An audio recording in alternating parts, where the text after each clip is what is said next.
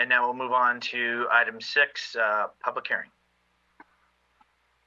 Item 6A, hold a public hearing, waive first reading, and introduce an ordinance to amend San Bruno Municipal Code, Title 12, Land Use, Article 3, Zoning, Chapter 12.80, Definitions, and add Chapter 12.270, Short-Term Residential Rentals, and adopt the associated permit fee resolution. Director Smith. Good evening, Honorable Mayor and members of the City Council. My name is Darcy Smith. I'm the Community and Economic Development Director, and I'll be providing you with the staff report for this public hearing item. And then Director DeMartini will provide part of the presentation at the end where we cover the implementation program summary and fiscal impacts.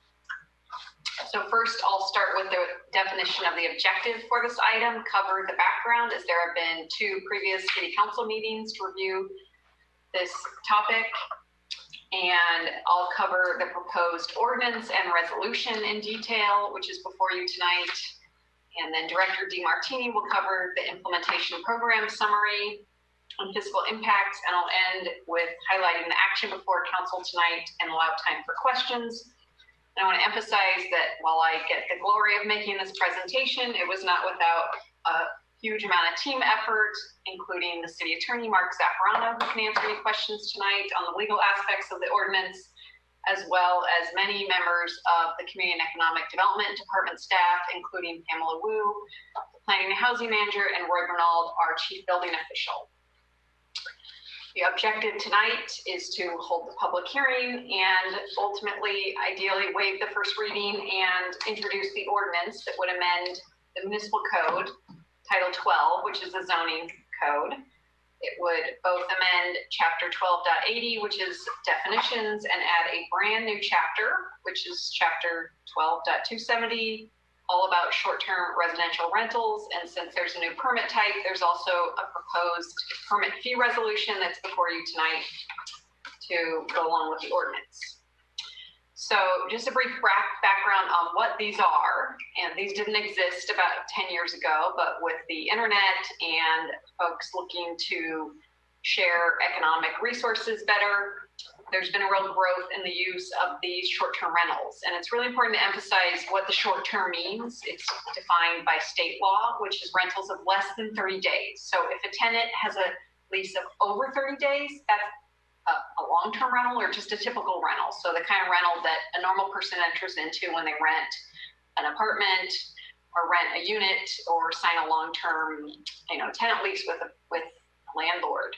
These are short-term. These are either vacationers or business travelers or maybe just someone, visiting their parents for the weekend. So they're called guests, and they rent these rooms from hosts. Those are sort of the common terminology that you'll see in the ordinance. And it's really result of sharing this resource. So people have homes that might be vacant for a period of time. They might have bedrooms that are vacant.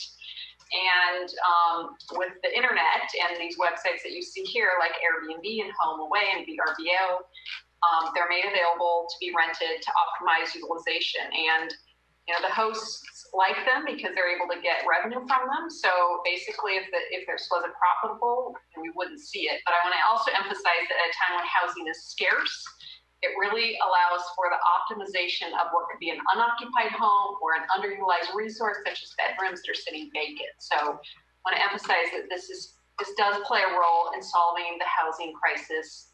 Even though they're short-term, they're still a valid use of it. So we do not have adopted regulations. Obviously, it took about a year to get us here and a lot of work to get here. And we also are looking at a new permit type, which I don't enter into lightly because it creates more work for city staff.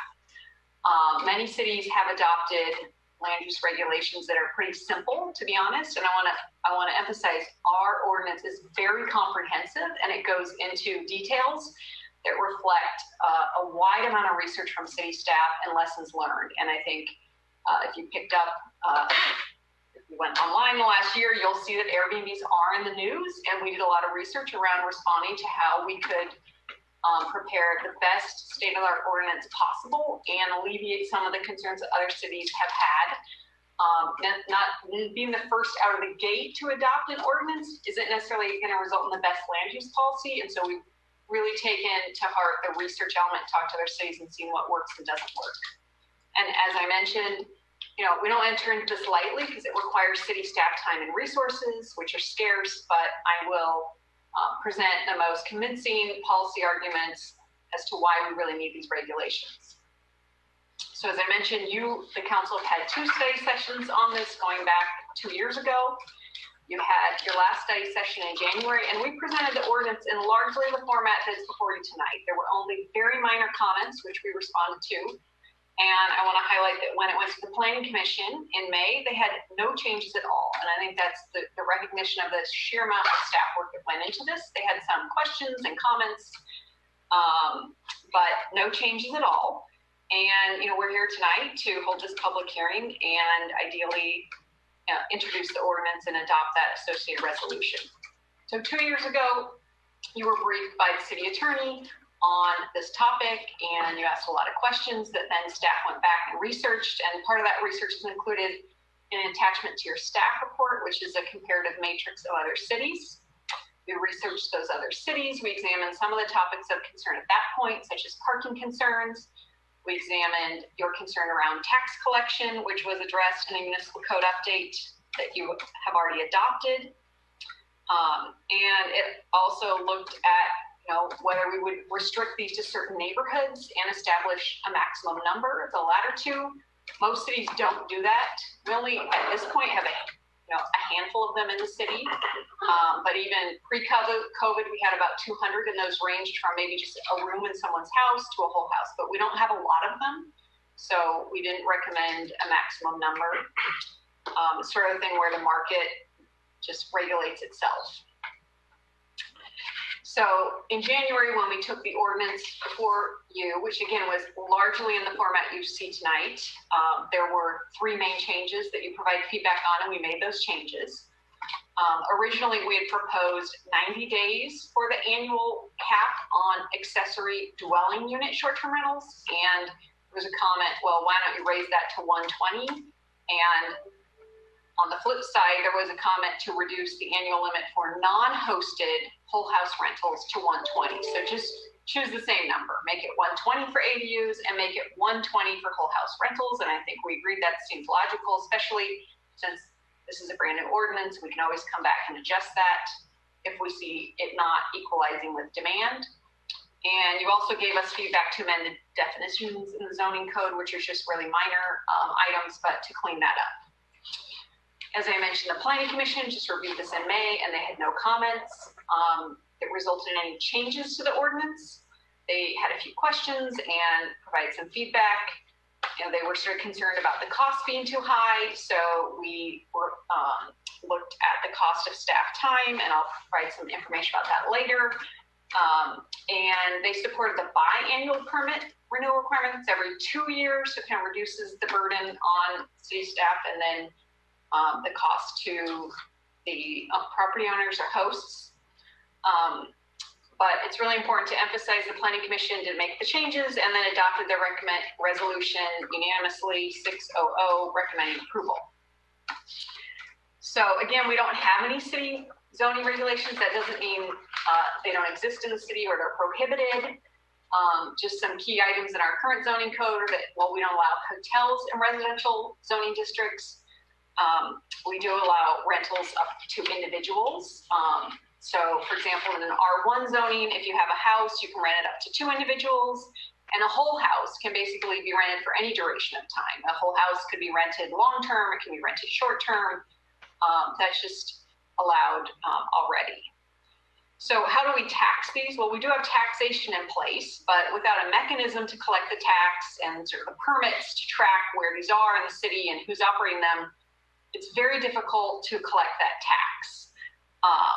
And so we don't have any program in place. And as you'll hear later tonight, we have a transit occupancy tax. It's 12%. And because these operate as sort of transient occupancy uses, again, that update of Chapter 3 of the Municipal Code clearly states that the city can tax these uses, as well as the fact that our business license tax allows us to collect the business license tax fees because they are a business. People profit off these, and we have the ability to require that. But it's just been very difficult for city staff to track and to know who are running them, because they don't come down to City Hall wanting to pay their taxes. Big surprise.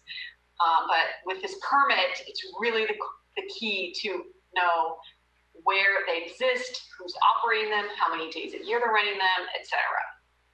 So as I mentioned, these are in the city now, and this is where I want to give you kind of the most compelling public policy reason to enact this ordinance tonight. If there's one main takeaway, it's the fact that these exist, and in some cases, they're being run without the benefits of permits, specifically building permits, which are run out of the Community Development Department, which are a source of complaints. So we actually have received complaints, unfortunately, by guests who've stayed in these and then called the city and said, you know what, I didn't feel safe. I was really nervous sleeping there. And the last thing I think we want is for someone, a guest of our city, to go to bed and not feel safe. And what has happened in cases where the fire marshal and the chief building official or inspectors went out is that they found construction where someone took part of their home, put up plywood, partitioned off part of the home, and rented it out. And even worse, people converted garages to units. And in one case, there were multiple beds in there being rented out. It was very unsafe. Sleeping in a garage is not acceptable. And that's what folks do to make some extra money. And it's unfortunate. And I think the cornerstone of this ordinance is a permit that's reviewed by this and issued by the city, but most importantly, an inspection done by a building inspector and the fire marshal, and adherence to just some basic requirements, which I'll go over later. But again, we've gone out to these sites, and they would upset you greatly, because you'll see that folks are skirting the laws and operating these and creating a health and safety issue. But there's been no data through the police department who researched this that there's increased criminal activity or major property nuisances. I mean, these are homes that, you might live down the street from one, and as long as the guests there, treat them like home, they generally don't have major nuisances associated with them. And the ordinance and the permit will allow, for us, if those do exist, to be able to call an owner, for example, if there's a noise complaint, or worst case, revoke the permit. So what this allows us to do is, if someone's not following the code requirements or a noise ordinance or being a good neighbor, we can hold their short-term rental permit. So as I mentioned, we started this task by researching other cities. And as I said, just because you're the first one out of the gate doesn't mean you have a award-winning ordinance. We called those cities and talked to them about what worked, what didn't work. And I think I'll be proud to say, I think we have the most robust ordinance of any city. And we look at it from sort of lessons learned from other cities. Most cities do allow both these hosted and non-hosted stays. They all require generally the business license and the taxes. But they do differ on different regulatory land use policies. The maximum duration of stay is one that's ranged, and different locations. But our ordinance, as I said, the cornerstone is a permit process. And for now, we've recommended a fee of $50 for the initial application, and then $250 for the permit renewal. That's every 2 years. So this is just an estimate based on me sort of talking with different staff members of how much time would be involved. But given it's a brand new permit type, we may need to come back to you and adjust that. Our goal was to set it kind of at the median. Some might require more work, some a little less. But we do want to capture the staff time associated with this, and that's largely toward inspection. This ordinance would establish really the land use regulations. So where are these permitted? What are the annual limits? And for now, we are allowing them in any legal unit that exists in any zoning district. As I said, there's not a huge number of these, so we think we can process the permits. And what's in the ordinance is really these operational standards, clear requirements for owners, and clearly define and establish tax and license requirements that the city, again, would track and enforce thoroughly. So this slide shows you those 3 different types of units. And again, these are existing homes. This isn't about creating sort of building new homes. This is taking a home that exists down the street or an accessory dwelling unit in someone's rear yard and allowing them to be rented for short term.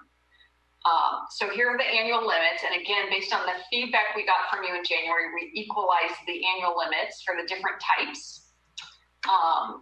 But we've made no other major changes to the ordinance. And again, I want to emphasize that this just allows for optimization during vacant periods, especially the bedrooms. I mean, there's a lot of folks in town who might have 1 or 2 empty bedrooms for various reasons, maybe not right now, but when kids go back to college, they might have an empty bedroom, and sometimes they like to rent them out. They like, Home for All runs a very popular home sharing program that's more longer term.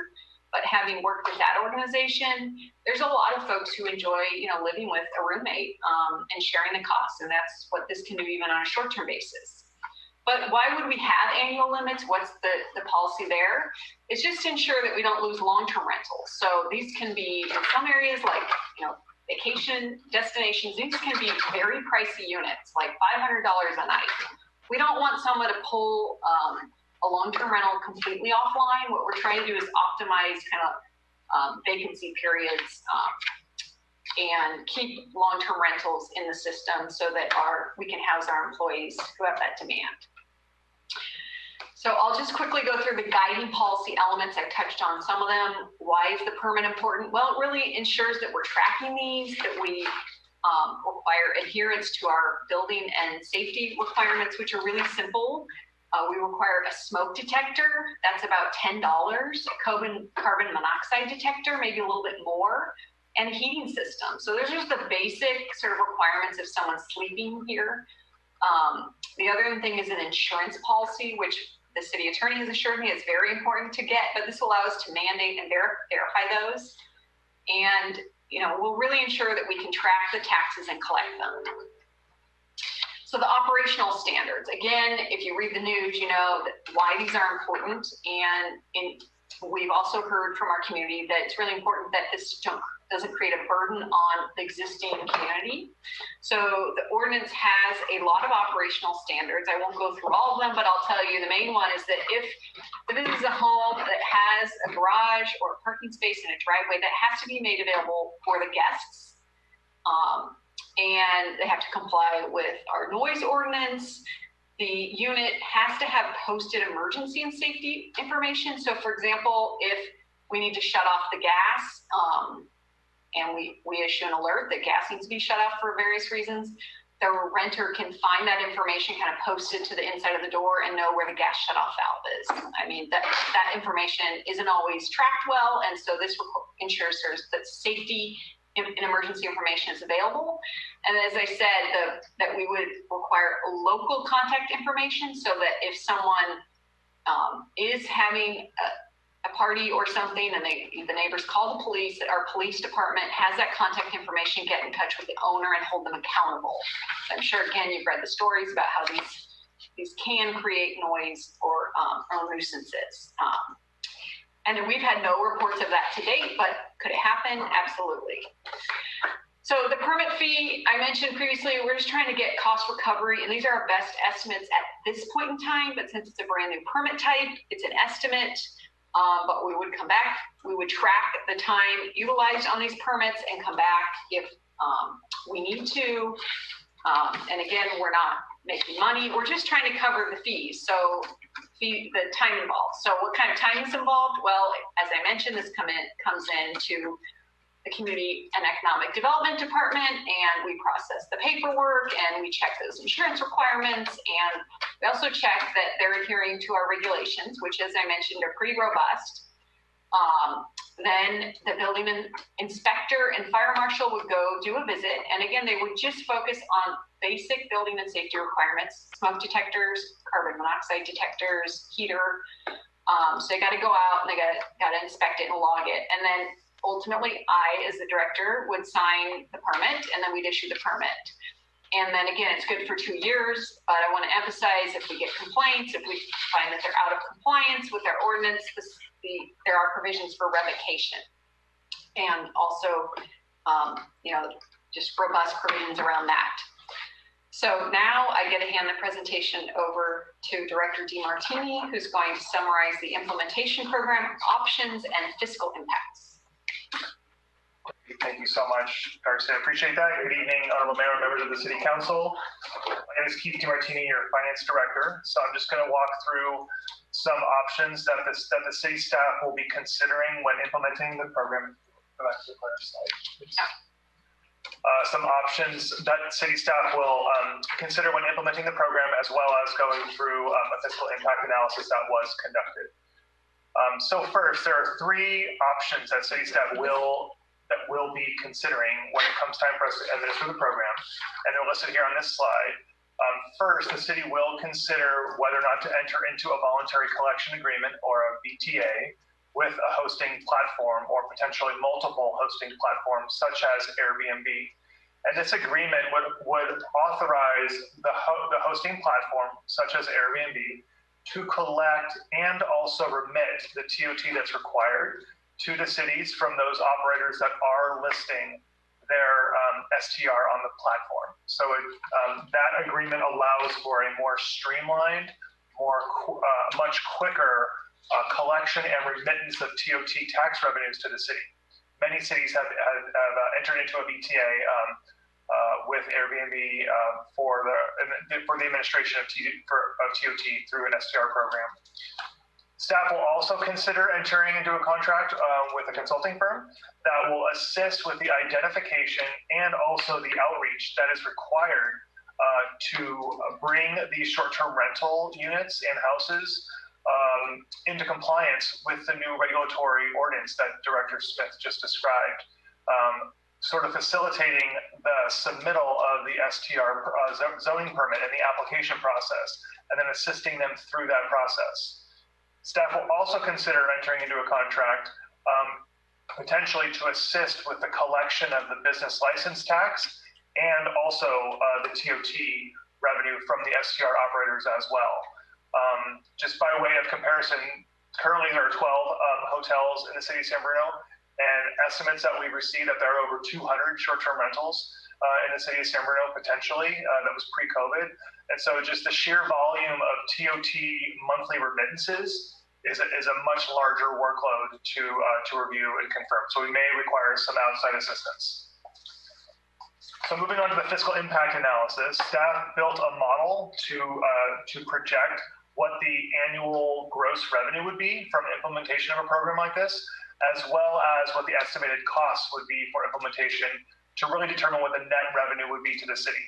So first, starting on the gross revenue, when developing assumptions and calculating what we think the annual permit fee revenue would be, as well as the business license tax and the transient occupancy tax revenue. This was a pre-COVID projection that was conducted. It was a little over $250,000. And then as far as staff estimated time and also some additional consulting costs that might be required, as I mentioned earlier, staff are projecting a little over $119,000 annually just to implement this program. And so the net result of $253,000 minus $119,000 would be approximately $133,000 of net additional annual revenue into the city's general fund from the implementation of this program. Again, there are multiple assumptions built into this model, and this would be something that staff would monitor over time to really understand what the true fiscal impact of this program will be. And I will say again that these projections were done pre-COVID. And so now that we're in this time, we're 4 months into COVID, and we all know that the hotel industry has suffered substantially from the shelter-in-place orders. The STR volumes and occupancy will follow a similar pattern, most likely, to the hotel occupancy. So we will have to sort of wait and see what the true impact is. Again, for the current fiscal year, if the council decides to move forward and proceed with this program, the city would expect to receive very little TOT revenue and business license tax revenue, again, in the current year from this program. And I mentioned earlier that the STR occupancy will likely follow the hotel occupancy, again, resulting in very little revenue in the current fiscal year. And so with that, I think I'll turn it back over to Director Smith to close out tonight. Yes, so tonight's action before you, should you wish to proceed, is to, well, we are holding the public hearing already, but to waive the first reading, introduce the ordinance to amend San Bruno Municipal Code Title 12 and adopt the associated permit fee resolution. Should you do that, then the second reading and adoption would be scheduled at the next regular meeting, and it would be effective 30 days after adoption, so potentially late September. And the fee resolution goes into effect 60 days later. So again, late September, but my department would then spin up a website and permit application form to be developed. And in closing, I just want to estimate that you just heard about pre-COVID, but I'll say that I think right now is a great time to implement this new program because we've seen a dip in the number of available short-term rentals, but that allows us to go find these and do the work to get the permits reviewed and issued and inspections done before the business picks up again. So could be next year, but it allows it's great timing because it allows us to do that work to find these and go through the permitting process before business ramps up again. So I just want to emphasize this is one of those things where the timing is actually quite ideal because there's a huge education component to go out to the owners that were running these, and there's an inspection process where we might go out and find things, as I mentioned in the past, that require modifications or to bring these into compliance. So it could take some iterations to bring these into full compliance with our new ordinance, which are all again based on obtaining optimal public health, safety, and welfare for our residents and guests. But I want to emphasize that the timing is really optimal for this piece of legislation. So that concludes my presentation, and I'm happy to answer any questions you have tonight, as well as Director DiMartini and the city manager and the city attorney, who all worked collaboratively on this for honestly over a year. So it's nice to get to the finish line, hopefully.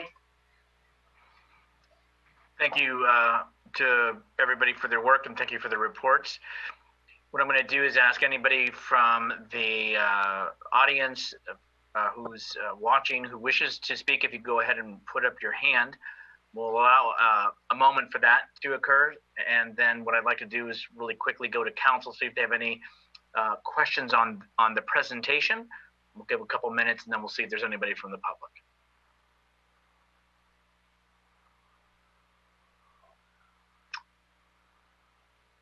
Council? No questions for me. Okay. I'm not seeing any, and I'll double check with the city clerk, but I'm not seeing any hands up from the audience. That is correct. Okay. So with that said, can I have action on closing the public hearing? Motion to close. Motion made by Salazar, seconded by Davis. On this, I can just, my understanding is on this, I can just go ahead and take a voice. Yeah. All those in favor say aye. Aye. Aye. Aye. Got it. I hear nobody opposed, so we'll do 5-0 voice on closing public hearing. And we'll bring it back to council for questions to staff.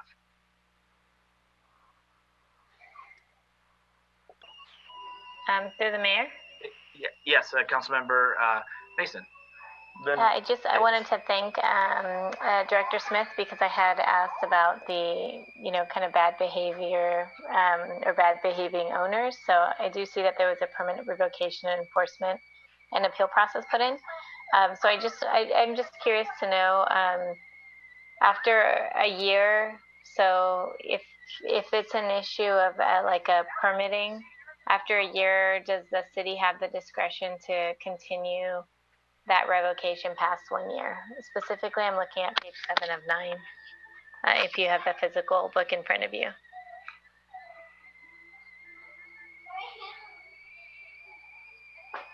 And that's my only question. Thank you. Which staff member would like to handle that question, please?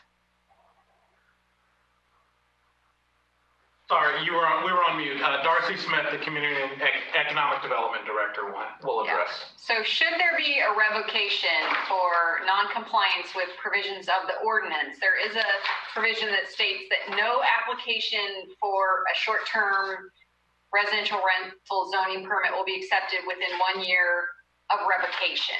So if it's over a year, yes, they could reapply. Certainly, we would scrutinize their application, and especially given that it was revoked. But it's possible, for example, there's a new owner. It's possible it was just one problem tenant that got out of hand. But they have to demonstrate to us that they will comply with the ordinance before the permit can be issued. Okay, thank you. Councilmember Davis. Thank you. So that's good to know that actually there is a process. So after 1 year, they could come back and reapply. So I guess what's the process then if you're going to get complaints? I mean, I hear residents all the time. God, that house in the corner over there is a Airbnb. So once we find out that exists in the city, then staff goes out, does an inspection, finds out that it is. Do they have a certain time to comply with all the regulations?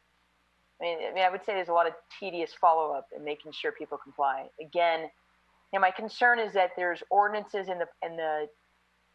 we have processes that things don't get followed.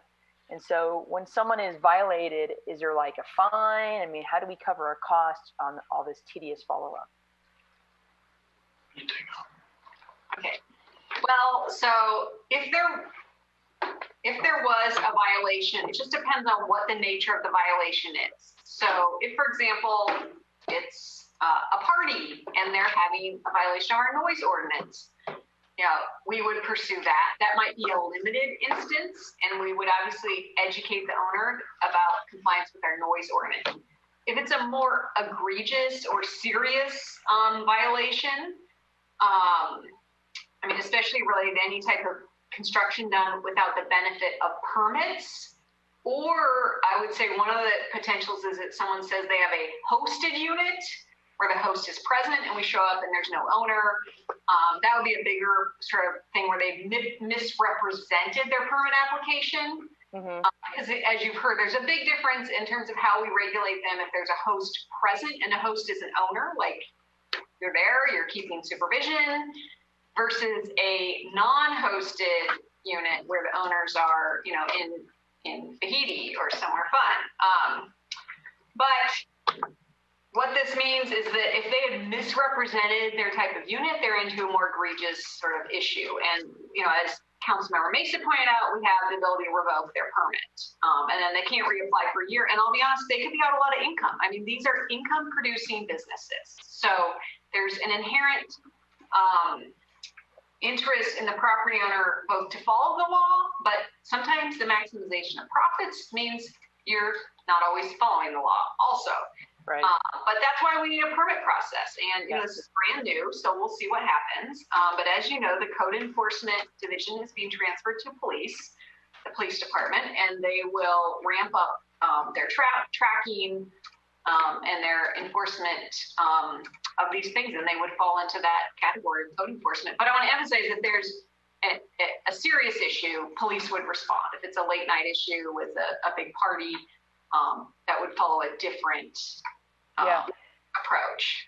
I appreciate those comments, and I'm definitely more concerned about the egregious ones versus some minor issues. But I think it's always important when a new process gets developed that there really is a full process on how a code enforcement issue gets resolved. I mean, I didn't even really thought about, not having something simple as a smoke detector, and that is something that's really important and can save lives. So those are some great things and some easy fixes, but it's really more of the serious hazards where people are putting up walls and, taking down walls that maybe are not, or should not be legally be taken down, or they're not structurally safe and things like that. So I just want to make sure there's a good process and a good follow-up, and not just that we go out there one time to investigate, but that there is a plan, check, do, whatever it might be that needs to happen to make sure they get followed up on. Yes. And council member, in regard to one of the first parts of your question, for a new short-term rental, We are looking into companies that, for a small fee, will scan all of the various platforms and provide the city with a list of all of the active short-term rentals available in the city, and we will then cross-reference that with people that have a permit. And so that will let us know exactly what short-term rentals are being advertised on platforms, but the owner has not come in and established themselves through the business tax and the regulatory process. And so we'll be able to be notified of those, and the company will also send out a few letters before then turning it back over to the staff to follow up and go out and do some enforcement on that. That's perfect. That's great. Thank you. Vice Mayor Salazar. Thank you. So I found the slide on the the illegal activity interesting, and I'm wondering how effective we think implementing a program like this will really be at identifying some of those units that are really really serious code violations, like if somebody's got their garage partitioned and a bunch of beds in there. I imagine they're probably not going through normal channels to get people in there.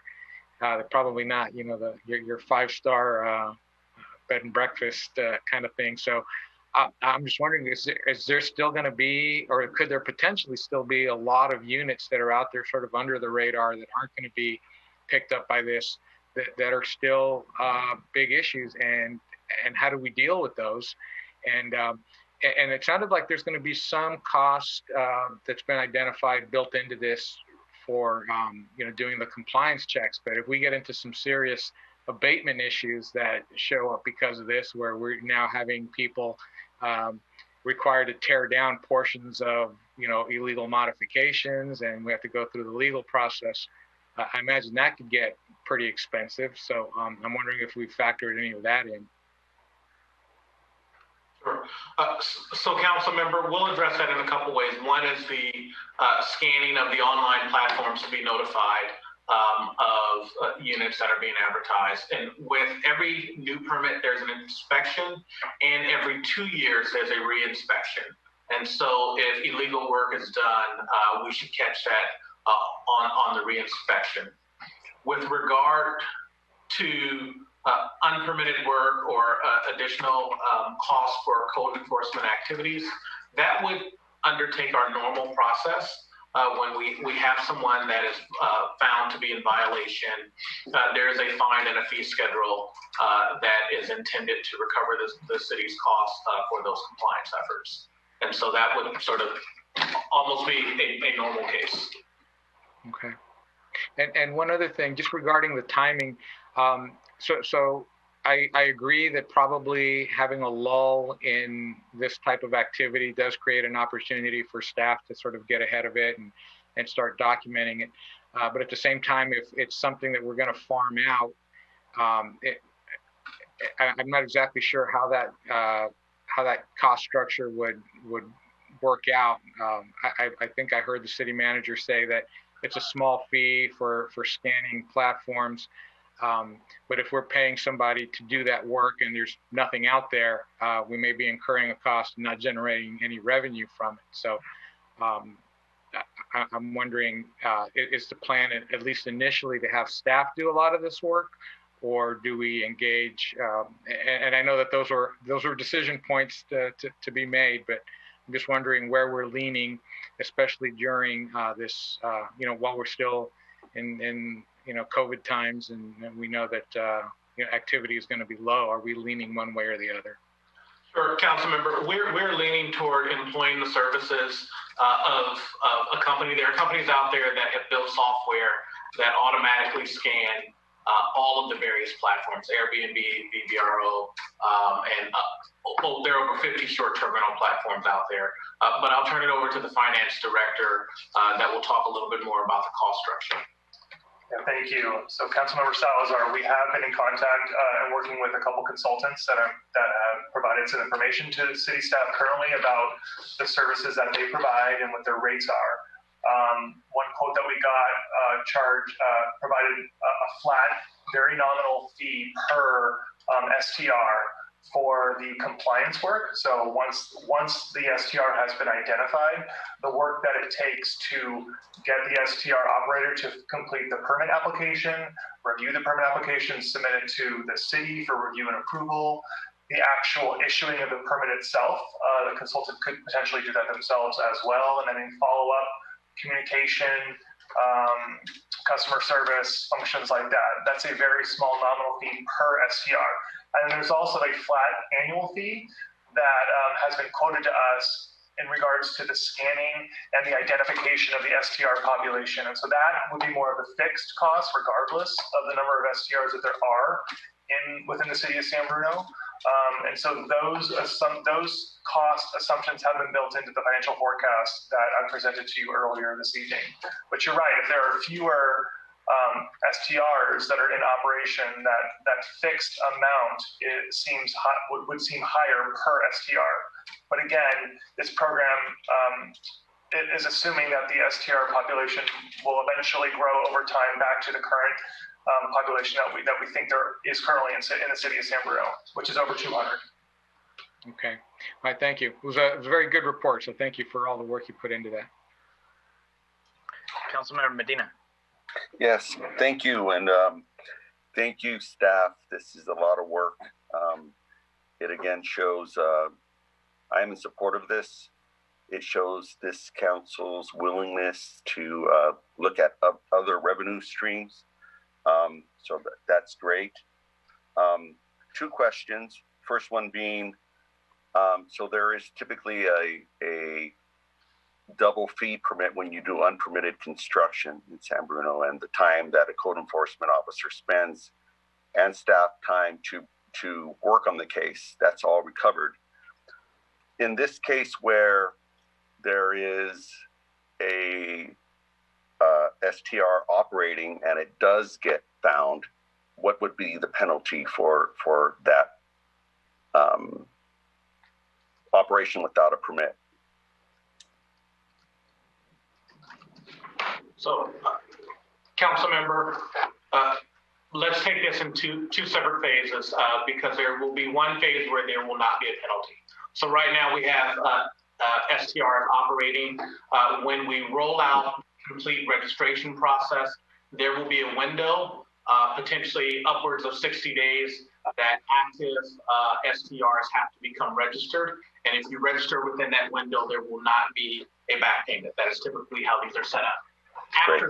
After that window, if you're found to be operating, you are liable for all of the taxes, even if you did not collect them from your host.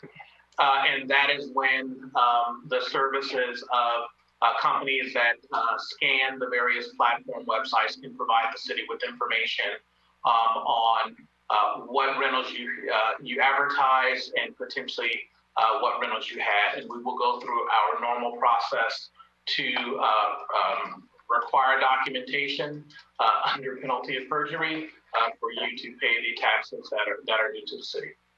Okay, thank you for that. My second question, suggestion would be, I heard that staff would be working on a website during Darcy's comments. And so would it be possible to have a map of all of the STRs so the public would be aware of where they're at, and it would actually be good advertising for people to go, hey, go to the city's website. That's where all of the legal ones, STRs are. Yeah. Council member, while that is sort of technically possible, my concern is that we would be sort of creating a level of work because STRs come and go. Potentially every day someone's listing a new STR or getting registered or taking it off. Actually, the best way right now to find a website of where all the STRs are to go to VBRO and Airbnb, who are the two largest platforms. Type in San Bruno and they pop right up. And so I think that would be the most efficient way to do that. And I don't know that we typically list other permit holders on our website and what the issues would be regarding that, but we can certainly look into that.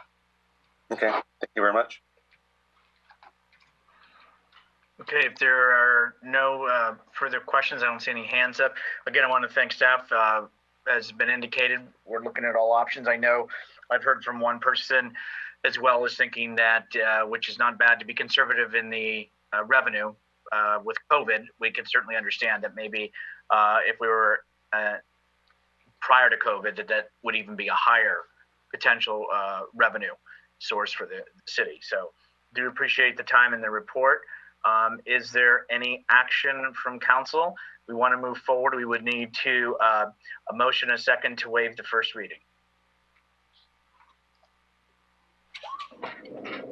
I'll make the motion Mayor? to waive the first reading. I second.